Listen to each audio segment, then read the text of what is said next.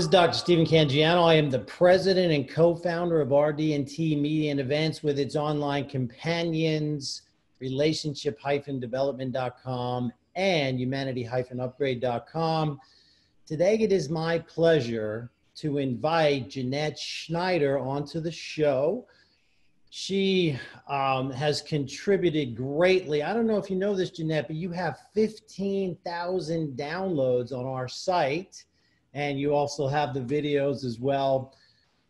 You're a speaker, author, advocate. I know your number one priority is mom, but you've also started LIV Media. Let me talk a little bit about that. After 23 years in finance, Jeanette hung up her executive title and retired to a highly successful career to advocate for women in life, love, the boardroom, and the marketplace. That's a big, bold, courageous steps, and a hats off to you. Thank you. She is now the president and CEO of LIV Media.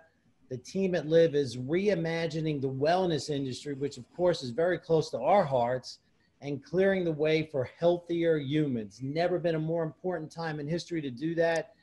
The award-winning app LIV Pocket Coach for Apple provides over 130 pieces of content for coaches, thought leaders, specialists, as well as access to group coaching and a community to hold you accountable, but not just accountable, to lift you up, to help you be your best.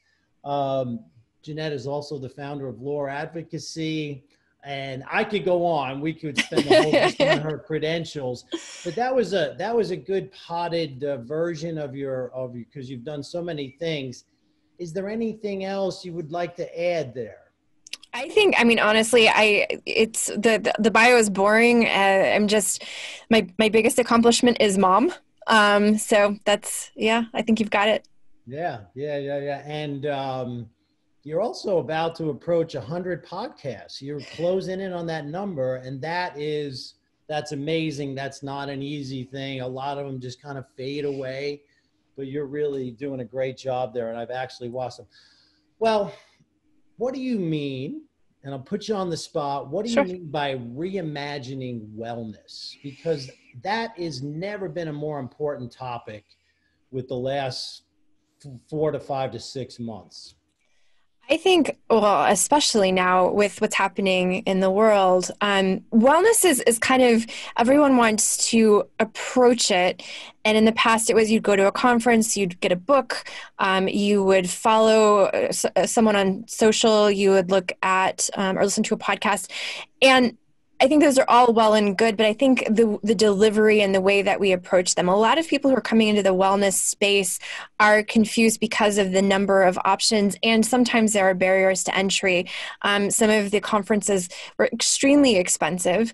If you wanted to hire a life or executive coach, you're looking at a minimum of about $800 plus per month. And there's a lot of people who they need that accountability. They need someone to help them or to guide them. And we wanted to create a space where they could get access to coaching, thought leadership in a place where it's curated for them. So with LIV Pocket Coach, they enter in their goals and the things that are important to them. And we actually curate and create content based on what people need. We offer group coaching, and we are also reimagining the way companies approach wellness for their employees. In the past, it's been their EAP programming. It's been something with a Fitbit, and everyone goes and runs a 5K. And we're realizing, especially through COVID, that people need more support mentally and emotionally as whole human beings, as we're seeing them try to approach work, life, and parenthood many times in one space. So we're trying to make their entry more affordable and more curated. Got it. And one thing I really like, because as we spoke before the call here, is that what you're able to do is bring down the price, bring it to a lot of different people.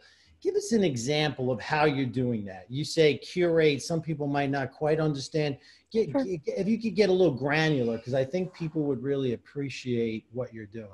Yeah, absolutely. So when you enter the Live Pocket Coach, you have the ability to go in and enter goals, and those goals are actually fed to our team. And so we have a list that go out to all the coaches that are part of the platform, and we actually write content, record content, so you can listen to audio files on the go. Surrounding the areas that you need help with, we have a library. If you don't want things to be pushed to you, you can go in and you can find meditations, visualizations, talks, challenges. I even started recording special like little podcast interviews. The most recent one was on relationships and all their iterations, from dating to love to mature love. And it's trying to really be a couple steps ahead of you, providing the content that most resonates. But I love the fact that we're able to, in real time, pull content. And we also offer opportunities for you to contact us through the app. So if you're like, hey, I haven't seen anything on this, or I would love advice on this, we'll have a coach respond to you as well. Wow, that's great. So yeah, so what I'm sensing is it's actually very interactive, and I've looked at it. It's Yeah, phenomenal. It really is amazing.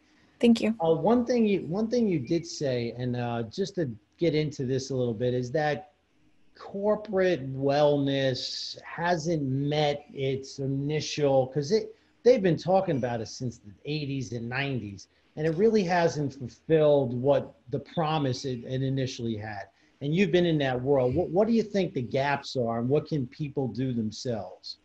I think one of the things that companies have gotten wrong is that they've assigned corporate wellness to like just like the HR department and said, here's something that we have to kind of check off. And a lot of times it was for insurance premiums. Like, let's be honest, a lot of times corporate wellness was put into place because it helped them with their group policies. Over time, people started to become more aware, like, hey, this actually helps with employee longevity, with loyalty, with the morale. And so they started creating challenges and tasks and things like that. And there's some great programs out there. I remember when I was with US Trust Bank of America, and we all got like little Fitbits and we had to challenge each other. And it was a great way to employ morale, but that didn't mean that at the end of the day, I wasn't still sad about something happening in my home, or I wasn't still dealing with a divorce, or I wasn't still going through something. And you have these programs that are a little bit more sterile. So you can go through your employee benefits and maybe get access to a therapist for so many times, and you go through your insurance, and it's just kind of this sterile process. And I think what they're getting wrong, and I think we've seen this through COVID, as we've seen more people talk about having their kids in the background as they're on Zoom calls or trying to figure out childcare, they're not seeing their employees as whole individuals. What they've done is they've created these things to help with insurance premiums or to help with morale, but they're doing it from their perspective, the perspective of the company, rather than looking from the employee's perspective and say, what are they dealing with on a daily basis? Why are my employees burnt out? Why are they running to the bar after work or to a yoga class? Or why I worked in a department where everyone was having some type of anxiety disorder and several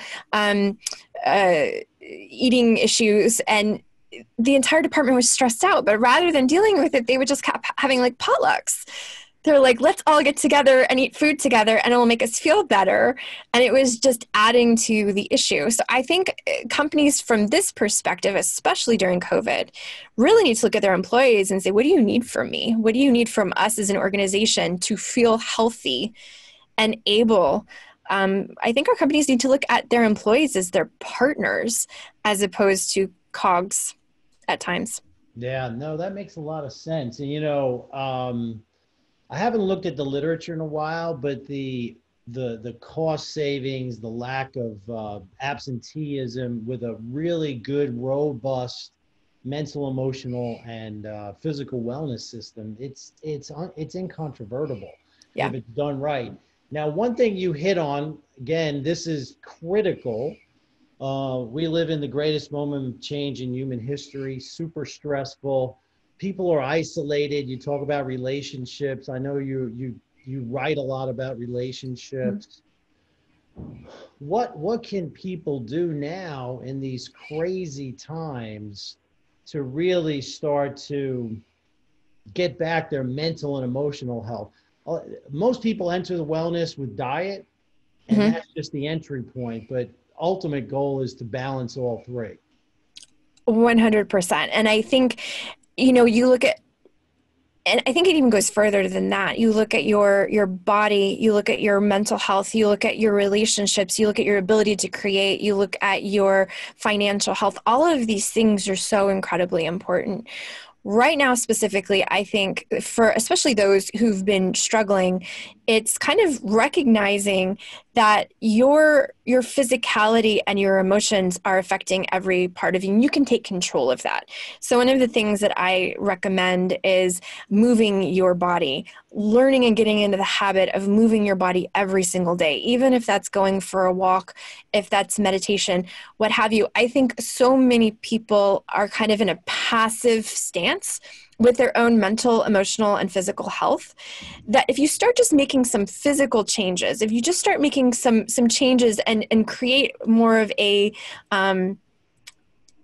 you decide to get in front of your health, you're going to actually see other parts of your life start to step into line. I don't know if anyone that's watching or listening has, followed Tony Robbins. He talks about being in state, right? You have to be in this kind of, physical place, emotional place of confidence and strength. And I think right now we're all at home, and a lot of people have put on some extra weight from emotional eating, from lack of exercise. It's making them depressed. The situation out in the world is making them depressed. Their relationships are affected. Their children are affected. And one of the things that I've said first is, if you, nothing else, go take a walk for 30 minutes a day, move your body, learn how to find some mindful practices just to get you ahead of your mindset. And this is something that I've been playing with as well. It's also becoming the observer. So many times we're stuck in the place of just kind of accepting what is. But I think of myself as being almost kind of two individuals. I'm the soul and I'm the personality. And sometimes if I can pull my soul out for a second and become the observer and say, what are you feeling right now? What's going on with you? Is this ego? Is this sadness? Is this fear? Let's take a walk. Let's go figure this out. I think we have to be in charge of our own wellness right now. And sometimes that's going to be taking walks. Sometimes it's a phone call. Sometimes it's going onto an app and listening to something that makes you feel good. It's just making that decision and commitment to self to pull yourself out of it. Yeah. So probably drinking a 6-pack of beer or eating out is probably not. Now, I'm really happy that you brought this up because, because one of the articles I like the most, I kind of pulled it out from the list, is you talk about become actively aware of your thoughts and behavior as an observer. Mm-hmm. And and this is kind of a counter narrative to some of the things you hear in the culture right now. You really talk about taking ultimate personal responsibility. Radical responsibility. Yes, you called it radical, and I love that. Utilize I sentences. Talk about that a little bit, because again, a lot of people are kind of like, they're not taking responsibility. They're saying, this is happening to me. And yeah, please. Yeah.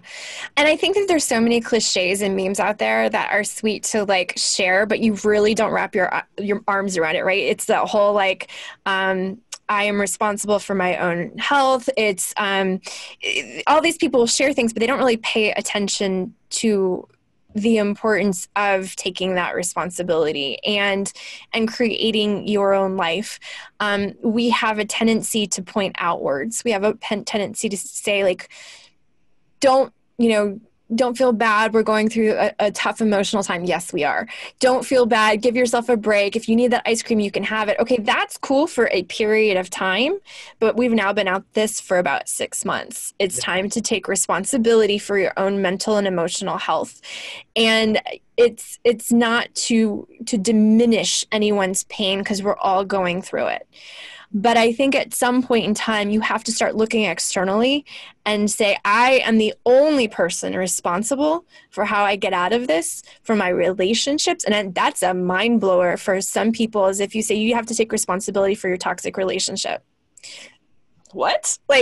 Can you imagine? This person's doing this to me. You have to, but they don't want to, right? Yeah. No, but once you get to that space, I feel like it offers you so much freedom. if you can get to the space where you recognize that people are treating you the way you allow, that all of us go through a hard time, that things happen in life that we can learn from, any other way is passive. It's victim blame. It's sitting in a space of passivity and indecision, which in itself is a choice. And I don't think people realize that, is by sometimes sitting in just passivity and being sad or sullen, we're making a choice in that moment. And I think I have such love for people who go through a hard time. I've been through hard times throughout my life. So I don't want anyone to think that I'm being harsh. But at some point in time, you have to pick yourself up. I wrote a book about pulling out your old stories and your old beliefs and victim blame and all of that stuff. And what's funny is I wrote that book and I still believe every single word. But what I realized is I need to write another book that's like, yeah, you need to pull all that stuff out. You need to recognize where your triggers are. You need to understand your messaging and then get up. Like, you don't stay there. You recognize those things, you accept those things about yourself, but then you make active decisions afterwards in order to create your life. You can't stay in that space of, well, this is why I'm this way. Yes, absolutely. And so many people get stuck in that story, and that story on many levels is just made up anyway, and they get stuck in it. And as you're saying this, I'm thinking, this society is set up for us to be stressed mentally and emotionally, and it's set up, it's called obesogenic, and it's really a difficult thing. Now, another thing I did want to speak about, and you brought it up, is about, I think you would say you want people to get complete with the past, but certainly not live in the past. And I think that's the message of lore. So maybe just highlight that for a minute or two. And just because there's this new thing, ACE, adverse childhood events. And again, I don't want to minimize, I'm with you 100%. You don't want to minimize people's experiences, but at some point you gotta move on. So for me, lore was, I wrote it because I went through a difficult childhood, and for many reasons, I was living old stories until my daughter was born. And when my daughter was born, it was like this perfect storm, because all of a sudden I was like, I am fully responsible for the belief system of this little person. And I can't continue to perpetuate these old cycles. I have to be very mindful of the way I communicate with her. And so I really started digging at my lore, my folklore, the things that were within me, right? What did I actually believe, and what did I want her to believe? And I went through all of it. And I'd gone through some traumatic experiences, and I had to even kind of reimagine those. And so there was a lot of forgiveness of self and other. There was a lot of reliving the past. I walk people through an exercise on writing a letter to your younger self, so that you can get really clear on what it is you believe about yourself that's not true. And the thing I believed about myself is that I was unlovable. And I had to really pull all of that messaging out and really get clear. But then, and this is what I wish I would have written another couple chapters about, and my next book might be about, it was the steps forward after that, right? It was taking all of that information and saying, oh, wow, like I have been the common denominator in toxic relationships, one after the other. This isn't about them and what they did to me. It's something that I have perpetuated. What is that? And I do get frustrated with people who kind of stay in that place, because I think there's so much beauty on the other side. There's such beautiful relationships and beautiful companies you can build and children you can raise that can come from really understanding and then making a pivot, a choice, where you say, okay, this is the way I'm going to move forward. And the book is beautiful. I actually have in one section, I talk about, especially if you've experienced trauma, right? I never want, that's a very, I never look at someone who's experienced a deep childhood trauma as being like, oh, they're stuck in victim blame, because those are things you really have to unwind and work through. And it's very painful. I had several people tell me that as they first started reading the book, because I asked questions at the end of every chapter to help you do the work, they were like, I had to put it down. I couldn't deal with it. Right. And what I said is, then there's something in there for you. If I asked you a question and you had to put my book down and leave, there's something in there for you. And whether or not you get to it today or in 3 days or a week, you got to come back to it, or you're going to keep perpetuating that. And one of the things I said, of course, like if you need to work with a therapist to work through that, do. But I think there's such beauty on the other side of owning your story, sharing your story. And this was, I have to share this really quick. There was a moment where I realized I was sharing the same story over and over and over and over again because I was trying to help others. And what I realized in the telling of that story is that I was announcing it was becoming less and less and less. And then there was one day when I told the story and it no longer felt like mine anymore. And I was like, oh, wow. I don't have to tell this story anymore. That's a breakthrough right there. It was kind of like, I don't need to prove that I've gone through something difficult for you to see me anymore. Yeah. Amen. And you know, Jeanette, I'm so glad you brought this up because I was speaking with my wife about this, because when you get into this industry, you hear a lot of stories.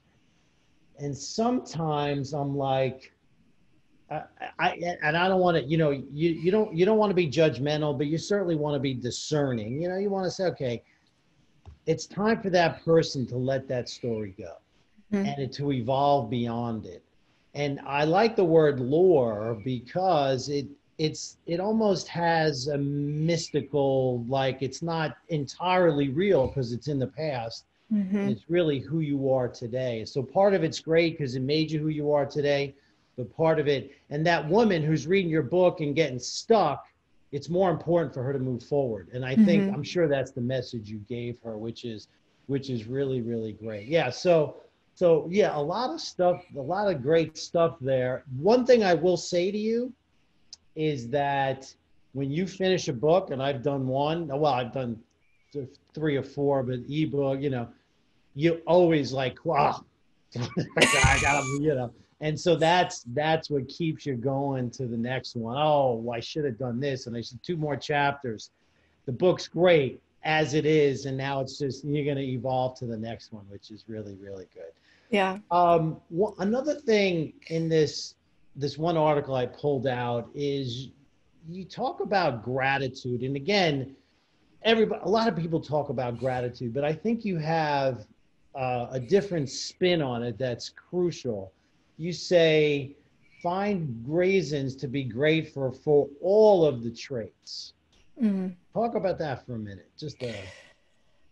I think that there was a moment when I had to be grateful for the people that hurt me or the bad situations that happened.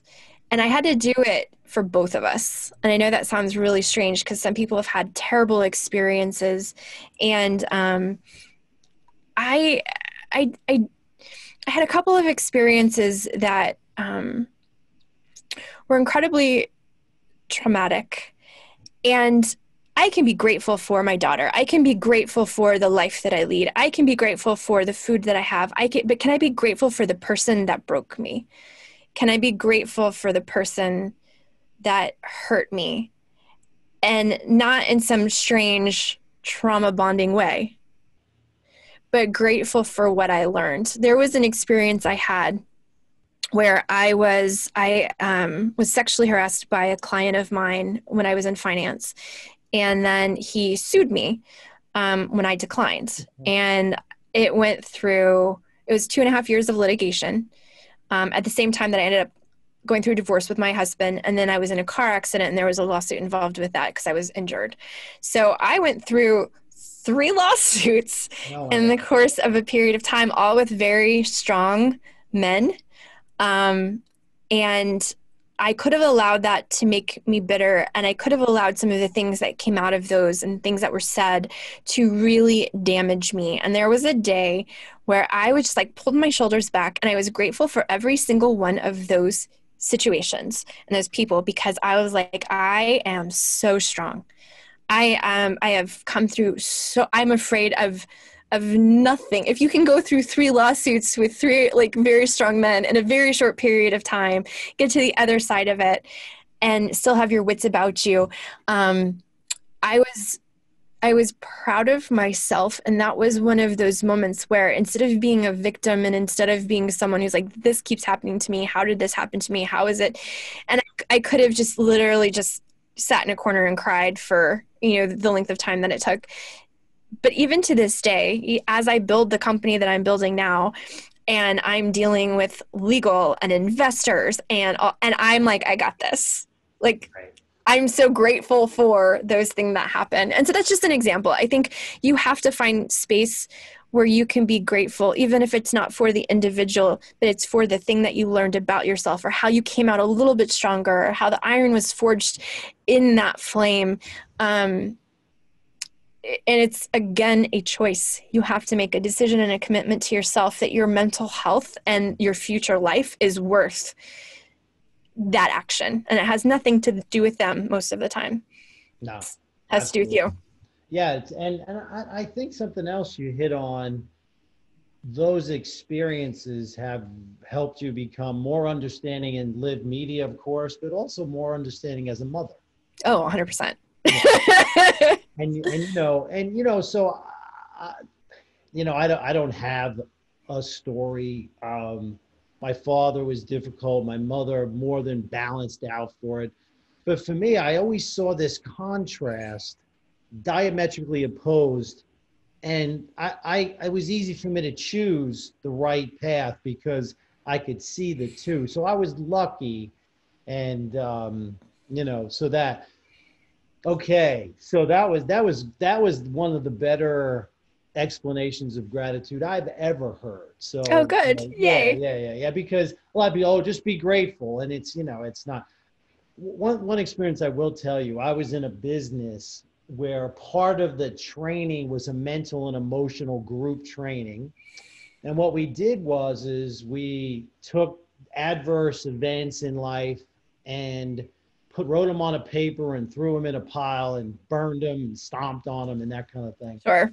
You know what was mind-boggling to me? And this was such a wake-up call because I did this in my 30s, late 30s. And there was people in the back of the room, 60, 70 years old, crying about events that happened to them when they were in the schoolyard 60 years ago. And they weren't necessarily crying about the event, but they were crying about the effects it had on them and the story they told themselves about Billy beating them up or Mary making fun of them or whatever it was. And that creative process has to be eliminated. And from what I'm hearing and from what I'm reading, what you're doing, that's exactly what you're doing. Yeah. For me, it's the big mission of LIV and everything I do is generational social change. Because those people in the back of the room in their 60s and 70s who are thinking about all of the stuff that happened to them on the playground, not only are thinking that how it affected their life, but think about the children right. they raised. And there's something in that cycling that was perpetuated that's going to move forward. We have to pull these things out of us and understand ourselves better and make these choices, because our children are going to have to unwind them if we don't. If I hadn't made that active decision that I was going to shift my mother was an alcoholic. We had a very tough childhood and very no affection whatsoever, lots of manipulation. And if I hadn't made that choice when my daughter was born, that I would never interact with her in the way that my mother had interacted with me, I would have been continuing that for her to figure out later on. I have no idea what she's going to be telling her therapist in like 20 or 30 years, because everything is so conscious that I do. I'm sure there's something I'm getting wrong, but it's not that. You know, like I think that's the one thing that people have to realize is that we have the opportunity to change the world. It just may not happen today, but if every story you pull out of yourself, if every interaction is filled with love and a different perspective, and you parent consciously and you move into relationships consciously and you work in partnership with others consciously, can you imagine what effect that will have on generations to come, the people that you affect? Like that's good DNA. Yeah. And you know, that's something that I have written extensively about, how to be, unless you become conscious, that's the first step to anything. Yeah. And you know, so that's, yeah, and that's what I have like 24 more questions. So we're not going to get to them today, you know, but this has absolutely been absolutely enjoyable. And I'm glad I was happy, really, you know, it was great to get to know you in general on the site, and your content is great and appreciated. And we love having you, but getting to speak with you like this has really been phenomenal. What do you want to leave people with? I'd like you to maybe give them a call to action to get into LIV Media, and Yeah. you know, yeah, anything else you wanna say, you know, to bring it in for a landing. I think to me, and this is my charge to anyone, is I charge you to commit to yourself and your growth. Don't put it off. Don't say, I'm going to work on it and here's a New Year's resolution. That's too late. No, I think my charge to anyone is make a commitment to yourself that you're going to be the best you possible. And, you know, I would love for people to LIV Pocket Coaches on Apple. It'll eventually be on Android. We're going to move it over as soon as we're able to do that effectively. And find your tribe of people, right? Find the people who are committed to see you and help you grow, whether that's through things like, you know, your site, or it's through the LIV Pocket Coach, it's through the Love is Viral show. You're going to eventually, over time, as you work on yourself, call in the people who are going to support you. And you'll figure out through the content that you consume and the relationships that start to come into your life, who's worth keeping around, and what jobs are worth moving into, what conversations are worth having. But the first thing that you can do is just make that commitment to yourself.